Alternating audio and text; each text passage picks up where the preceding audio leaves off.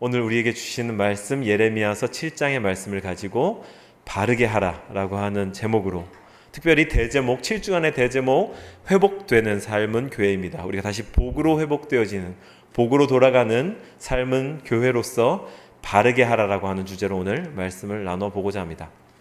그리고 이 시간은 이제 설교의 시간이죠.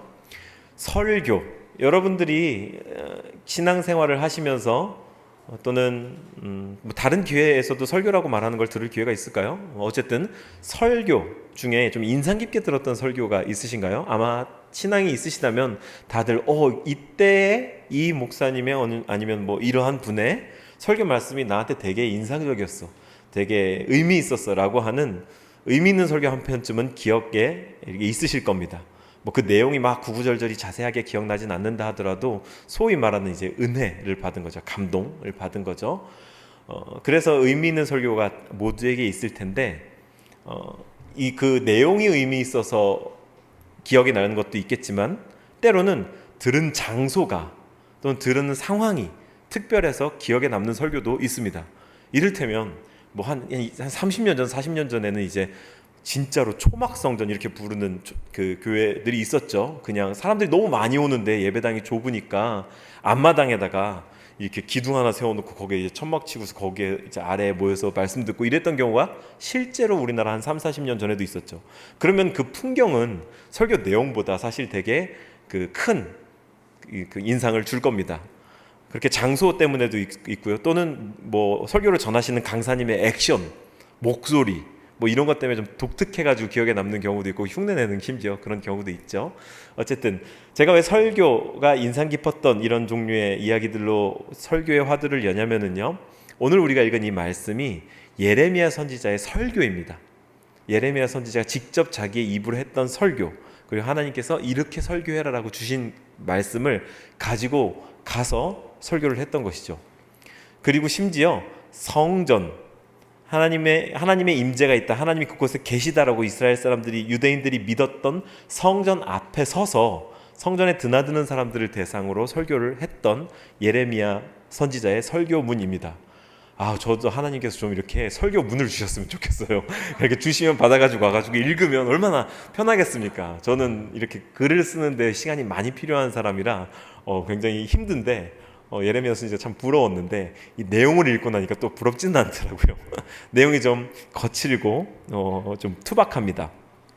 그래서 우리가 이 설교를 예레미야 선지자의 육성으로 직접 들었다라고 하면 우리에게 아마 이 설교가 그 설교 내 인생 가운데 정말 굉장히 임팩트 있는 설교였어 라고 기억에 남았을 것 같습니다. 이 내용 때문이기도 한데요, 한번 1절부터 3절까지를 한번 보시죠. 예레미야서 7장 1절부터 3절까지 함께 읽어주시겠습니까? 시작. 여호와께로부터 예레미야에게 말씀이 임하니라.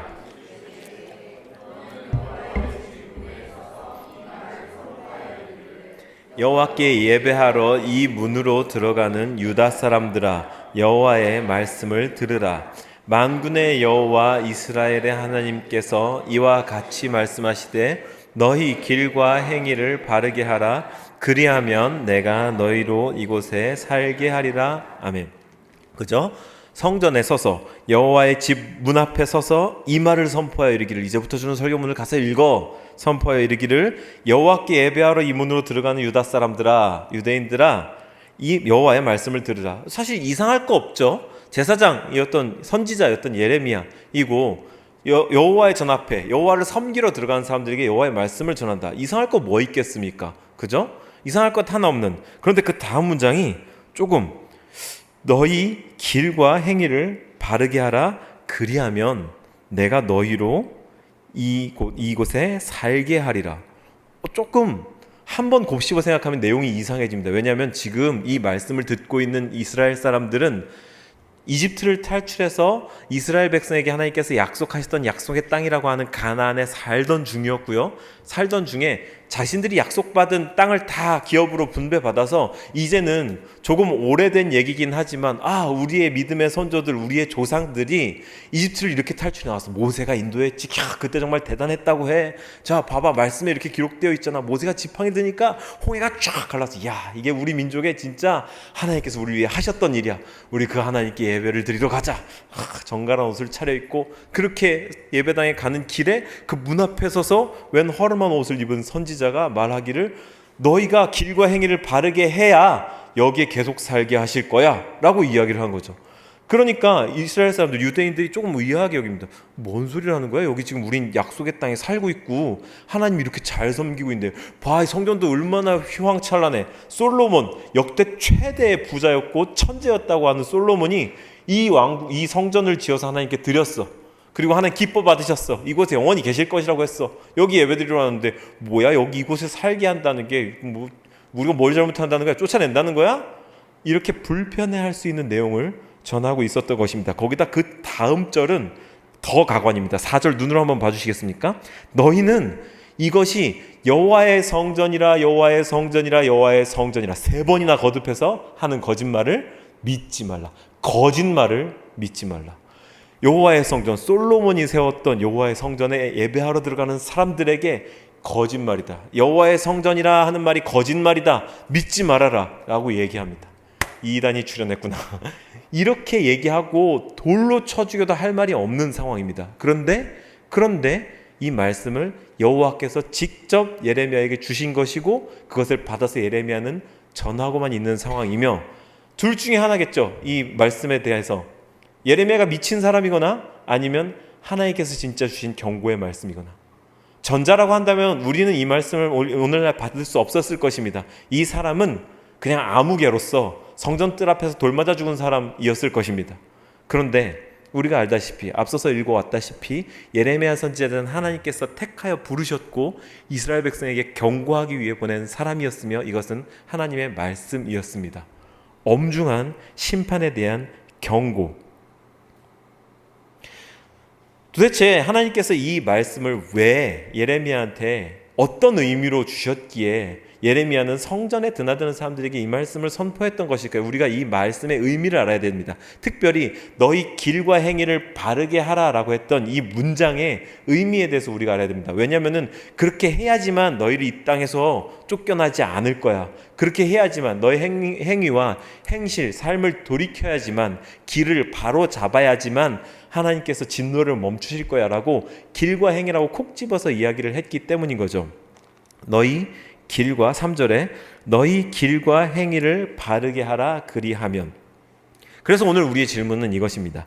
길과 행위를 바르게 한다는 것은 무슨 뜻입니까? 길과 행위를 바르게 한다는 건 무슨 뜻입니까?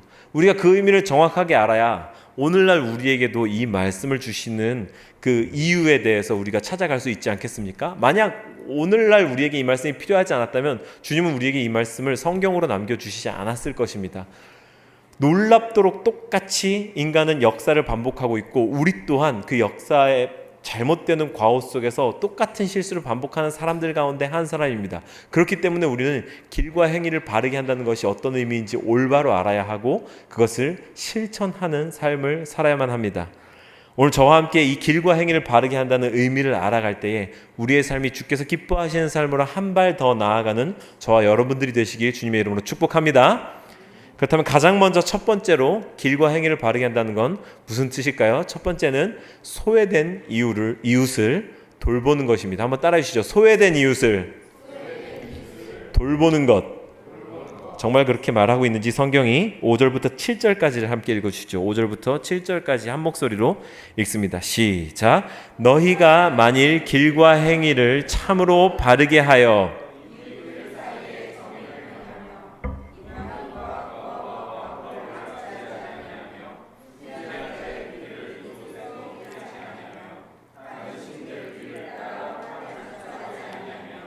내가 너희를 이곳에 살게 하리니 곧 너희 조상에게 영원 무궁토록 준 땅이니라. 아멘.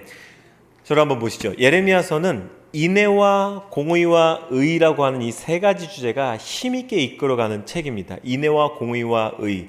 왜냐하면 왜냐하면 가장 먼저 오늘 길과 행위를 바르게 하라라고 그러면서 소외된 이웃에 대한 언급을 하는 것처럼 이때 당시 이스라엘이 가장 크게 잘못하고 있었던 것, 가장 크게 하나님의 진노를 사고 있었던 것 중에 하나가 소외된 이웃에 대한 배려함 없음이었어요.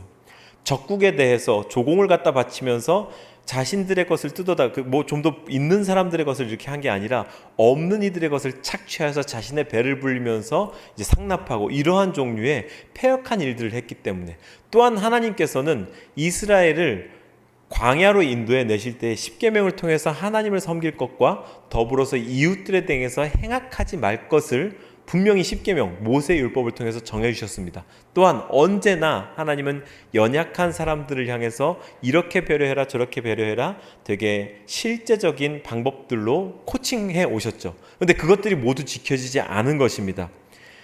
이 인애와 공의와 의라고 하는 세 가지는, 첫 번째 인애는요,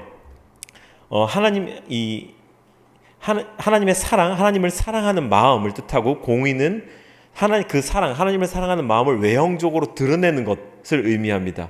그리고 마지막으로 의는 한결같이 그 사랑과 하나님의 뜻을 실천함으로써 하나님과 지속적으로 올바른 관계를 맺는 상태를 말합니다. 그러니 이웃을 향해서 이 공의를 베풀지 않았다는 것, 정의를 행하지 않았다는 것은 공의의 하나님을 향한 사랑이 올바르지 않았기 때문에 그 공의의 하나님을 두려워하지 않으니까 하나님이 하신 말씀을 실천할 필요가 없는 거고 되지가 않는 거죠. 하나님의 마음을 받아야만 이웃을 향한 참된 긍휼이 발동될 수 있는 것 아니겠습니까? 그러니 인애와 공의와 의, 하나님께서 말씀하신 세 가지가 하나도 제대로 지켜질 리가 없었다 라고 하는 거죠. 그런데 이 시대의 우리들도 마찬가지 아니겠습니까? 예레미야 때뿐만 아니라 이 시대의 우리들도 이웃들을 향해서 정말 놀랍도록 무관심합니다.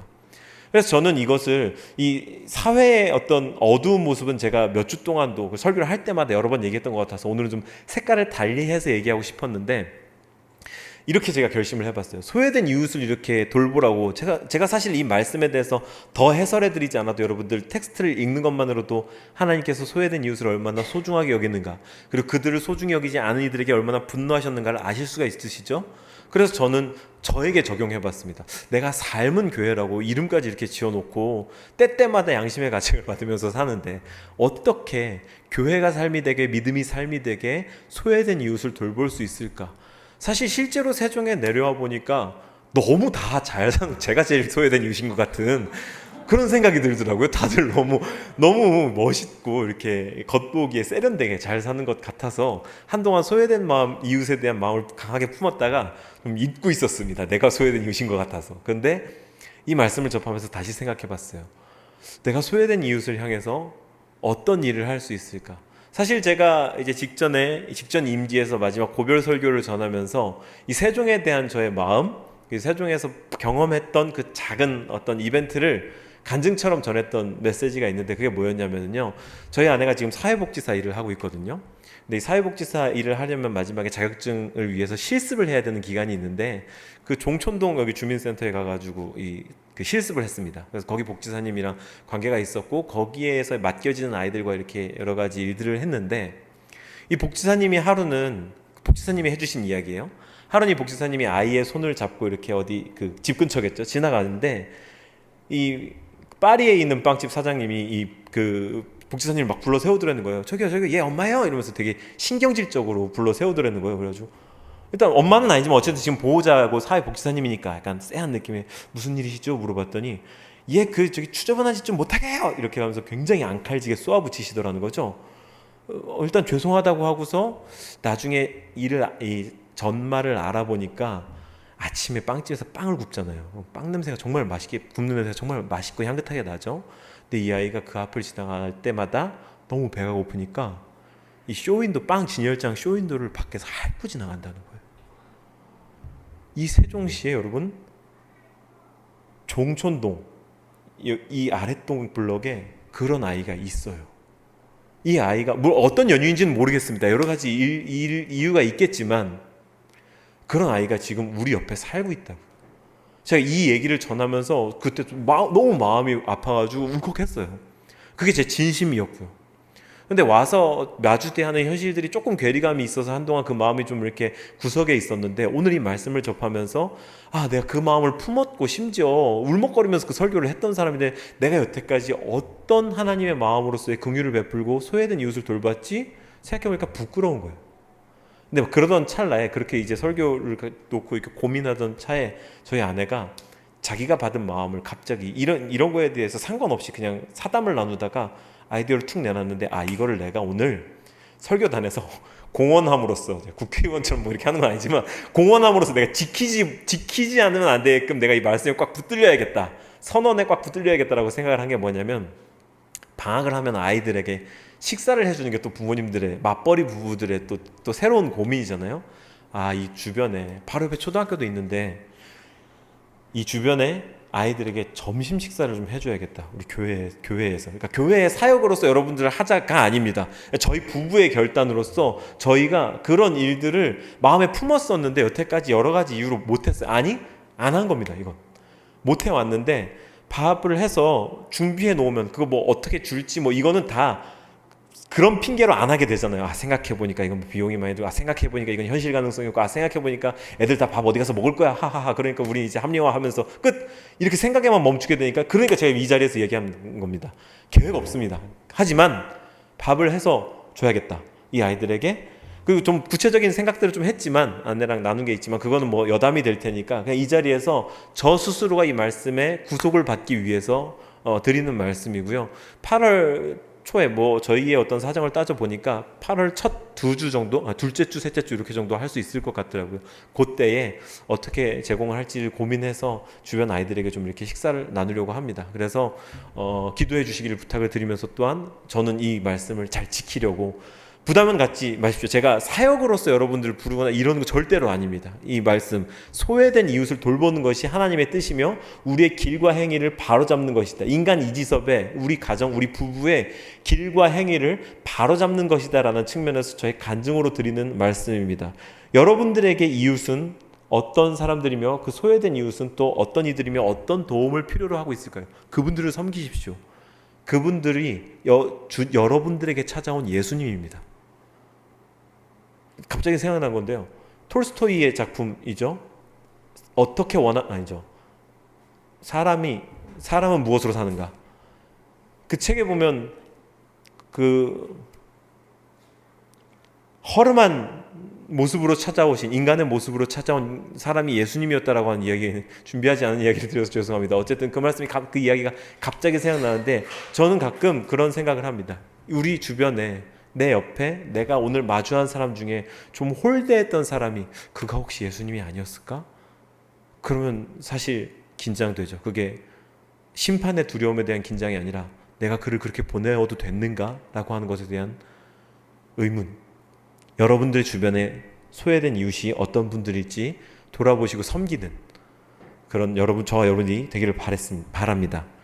두 번째로 길과 행위를 바르게 한다는 것은요, 무익한 거짓말을 의존하지 않는 것입니다. 한번 따라 읽으실까요? 무익한 거짓말을 의존하지 않는 것. 정말 성경이 그렇게 말하고 있는지 우리 같이 8절부터 11절까지를 읽어보겠습니다. 8절부터 11절까지요. 함께 읽습니다. 시작. 보라, 너희가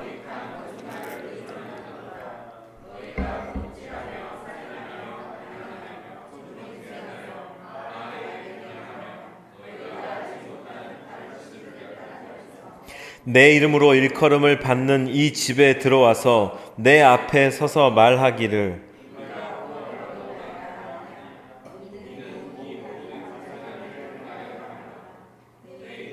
일컬음을 받는 이 집이 너희 눈에는 도둑의 소굴로 보이느냐? 보라, 나 곧 내가 그것을 보았노라. 여호와의 말씀이니라. 아멘.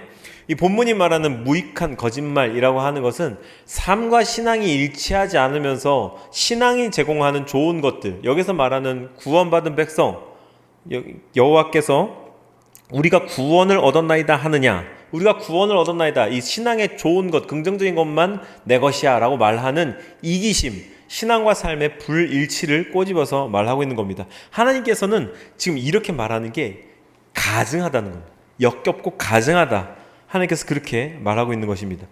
모세 율법에, 그러니까 우리가 소위 말하는 십계명에 도둑질하지 말라, 살인하지 말라, 간음하지 말라, 이웃의 것을 탐내지 말라 다 있죠. 그런데 여기에 하나하나 콕 꼬집어서 9절에 이렇게 언급됐습니다. 너희가 도둑질하며 살인하며 간음하며 거짓 맹세하며 바알에게 분향하며, 그러니까 다른 신들을 예배하며, 이렇게 모세율법에 조목조목 이야기되어 있는 것들을 다 어기면서도 무익한 거짓말, 내 이름으로 일컬음을 받는 이 집 성전에 들어와서 내 앞에 서서 말하기를 우리가 구원을 얻었나이다 하느냐, 이 가증한 인간들아, 십계명도 지키지 않으면서, 그러니까 십계명의 준수를 가지고 문제 삼는 게 아니라 십계명의 정신인 하나님을 사랑하고, 앞서서 얘기한 소외된 이웃이 이거보다 먼저 나왔습니다. 소외된 이웃을 하대하고 터부시하면서 지금 성전에 나와서 가장 좋은 옷을 입고 나와가지고 예배드린다라고 하면서 우리는 구원 얻었습니다, 감사합니다라고 가증스럽게 그러고 있냐? 라고 하나님께서 분노하고 계시는 거죠. 그러면서 11절에는 하나님이 이렇게 일갈하십니다. 내 이름으로 일컬음을 받는 이 집이 너희 눈에는 도둑의 소굴로 보이느냐? 이 성전 보이기가 그렇게 만만해 보이냐? 이 죄인들아, 이 독사의 자식들아 라고 주님께서 분노하고 계시는 겁니다. 보라, 나 곧 내가 그것을 보았노라. 내가 그거 모르는 거 아니야, 이 녀석들아. 내가 그거 두 눈 똑똑히 뜨고 보고 있어. 그러니까 너희 길과 행위를 바르게 해야 돼 라고 분노에 차서 말씀하시는 겁니다. 하나님은 지금 신행일치를 말씀하고 계십니다. 신앙과 행위의 일치. 그런데 하나님께서는 이런 가증한 일들을 보고서, 사실 주변에 우리 스스로를 비롯해서 이러한 종류의 가증한 일들은 많이 있습니다. 그런데 하나님께서 왜 이때 예레미야처럼 초자연적인 현상으로 경고하시거나 심판해 버리시지 않으시는 것일까? 사람들이, 특별히 불신자들이 우리들에게 많이 질문합니다. 하나님 살아계시다면 왜 저런 악이 횡행하도록 두십니까? 왜 심판하지 않으십니까? 라고 우리는 많은 질문을 받습니다. 그 이유는요, 로마서 1장 28절에서 찾을 수 있는데요, 찾으시지 않으셔도 됩니다. 제가 말씀을 드릴 수 있을 것 같습니다. 로마서 1장 28절에는 하나님께서 사람들에게 그들의 정욕대로, 1장 24절에는 그들의 정욕대로 더러움에 내어버려 두셨다고 말하고요, 28절에서는요 그들이 그 상실한 마음 그대로 내버려 두셨다라고 말씀합니다.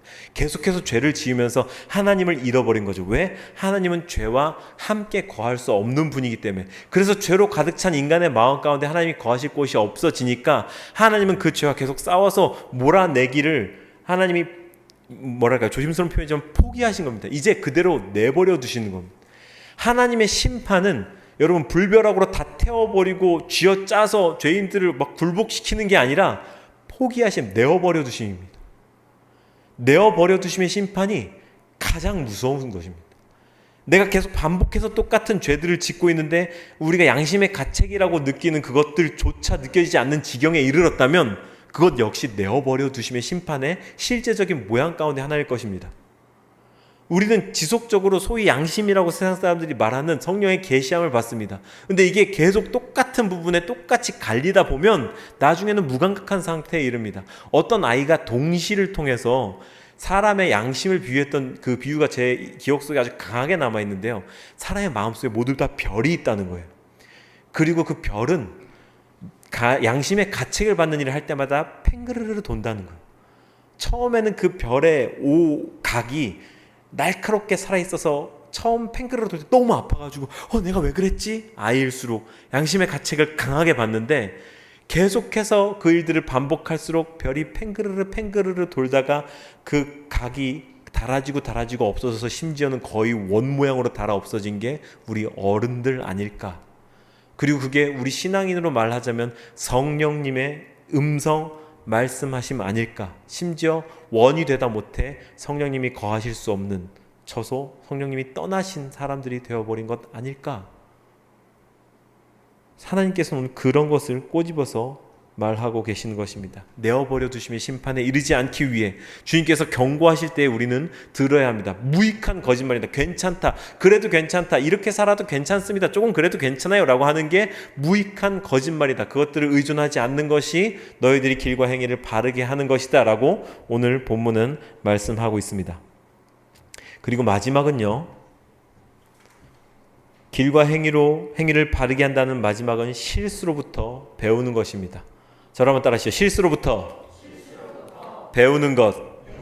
정말 그런지 12절부터 15절까지를 함께 한 목소리로 읽어보시겠습니다. 12절부터 15절까지입니다. 시작. 너희는 내가 처음으로 내 이름을 둔 처소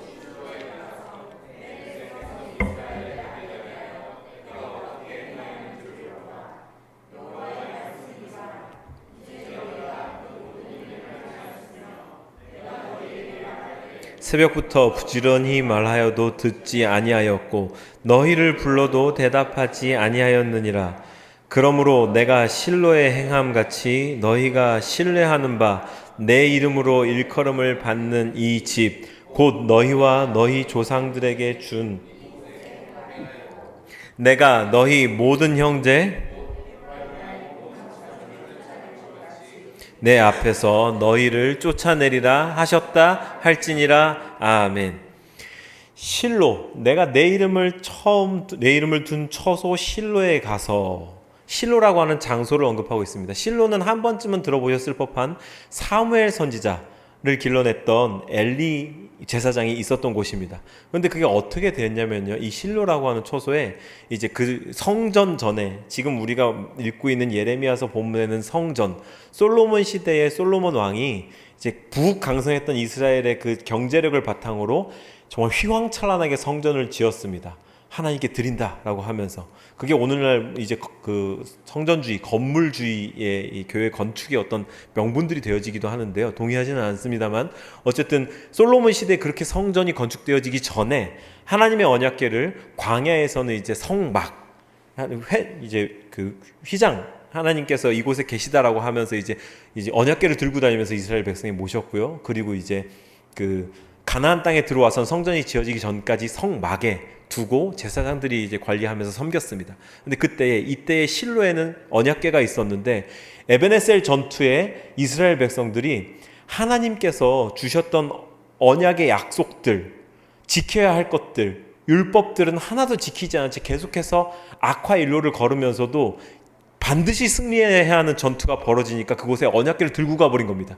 왜냐하면 하나님이 이곳에 계시니까, 이 언약궤가 가는 곳마다 우리가 승리했으니까 언약궤를 들고 전투에 나가면 이길 거야 그러면서 하나님의 말씀은 소중히 여기지도 않고 그 율법을 실천하지도 않으면서 그냥 언약궤만 덜렁 들고 전장에 나갔다가 어떻게 됐을까요?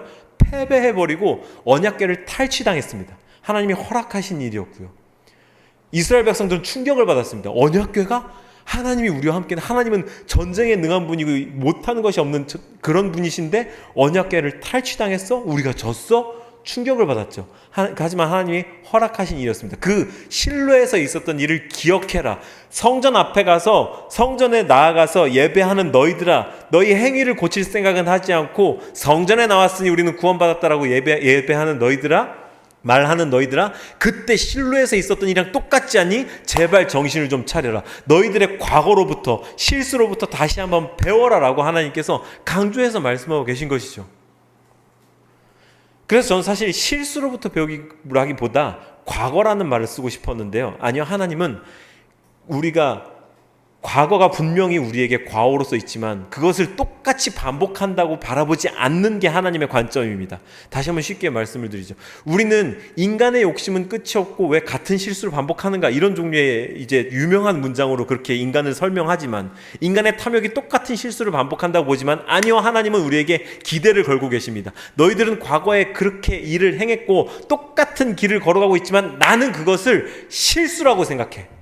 나는 그걸 이 역사로서의 과거, 똑같이 반복될 과거가 아니라 한 번 있었던 실수라고 생각해. 그러니까 이번엔 실수하지 말아다오, 반복하지 말아다오. 그게 하나님의 마음입니다. 그렇기 때문에 우리는 이 과거의 실수로부터 배우고 같은 실수를 반복하지 말아야 할 책임이 있는 것입니다. 인간의 가능성은 자신의 과오를 기억하고 돌아보며 바로잡을 수 있다는 데 있습니다. 하지만 그와 동시에 인간의 절망적인 한계는 같은 실수를 반복한다, 알고도 반복한다는 데 있죠. 실수를 반복할 것인가, 과거를 기억해 실수를 기억해서 바로잡을 것인가는 우리의 선택의 몫입니다.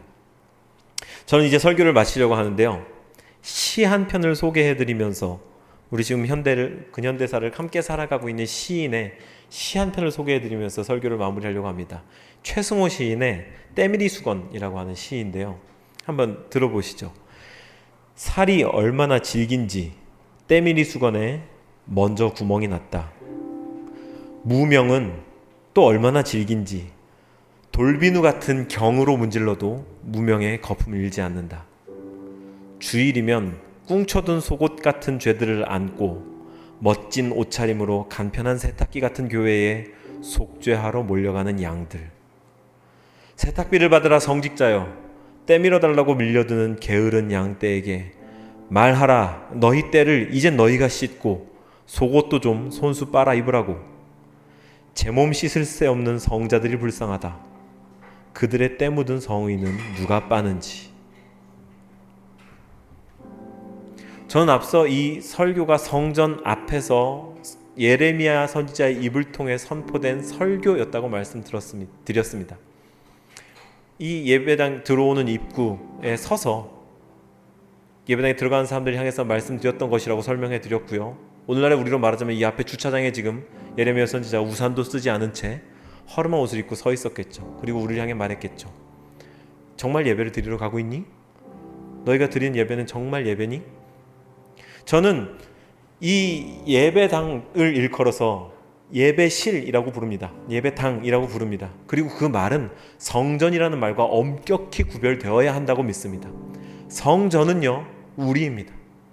예수님께서 우리가 성전이라고 하셨습니다. 우리가 하나님께서 택하신 성전, 하나님이 거하시는 처소이며 이곳은 예배하고자 하는 마음을 가진 사람들이 모여서 예배를 하는 예배실이지 이 공간 건물이 성전은 아닙니다. 단호히 말씀드리건대. 왜 이 말을 이렇게 힘주어서 드리냐면 여태까지 우리 믿음의 선배들이 답습해왔던 과오가 무엇이냐면 이곳을 너무 거룩한 성전이라고 구별지어 말해오다 보니까 이 성전 문을 열고 나간 저 바깥 세상은 하나님이 계시지 않은 거룩하지 않은 곳, 이곳은 하나님이 계신 거룩한 곳, 그러니까 이곳에 와서만 살아야 되는 하나님의 성전을 사모합니다, 교회가 있을 때가 제일 행복해요 라고 하는 교회 예배당 문 안에 존재하는 그러한 유약한 힘없는 크리스천들을 양산했고 그들의 삶과 신앙에 분리되어 있음이 오늘날에 이곳이 여호와의 성전이라 하는 거짓말을 하는 사람들을 양산해내지 않았습니까? 삶은 교회, 사람은 교회라는 말은 이런 뜻입니다. 그래서 오늘 이 찬양을 드리고 우리 같이 기도할 때에 우리가 이렇게 살아낼 때에 우리의 삶을 본 누군가는 예수님께 매력을 느끼게 될 것입니다. 저 사람이 믿는 신앙생활을 하는 것이 뭐지? 기독교를, 그리스도교를 신앙하고 있구나. 그럼 그리스도가 누구지? 예수가 누구지? 그 말씀을 좀 더 알고 싶다. 그가 어떤 분인지 나도 알고 싶다라고 하는 의문이 들 것입니다. 아까 제가 앞서서 말씀드렸던 우리 가정의 결단은요, 전도하고자 함이 아닙니다. 전도는요, 죽어가는 영혼에게 예수 그리스도를 소개하는 것이죠. 그런데 이 예배당에 출석하는 사람들 숫자 늘리려고 칭하는 종류의 전도, 그거 아닙니다. 우리 가정이 삶으로 예배 드리자고 결단한 삶은 예배, 삶은 교회의 그냥 결단입니다.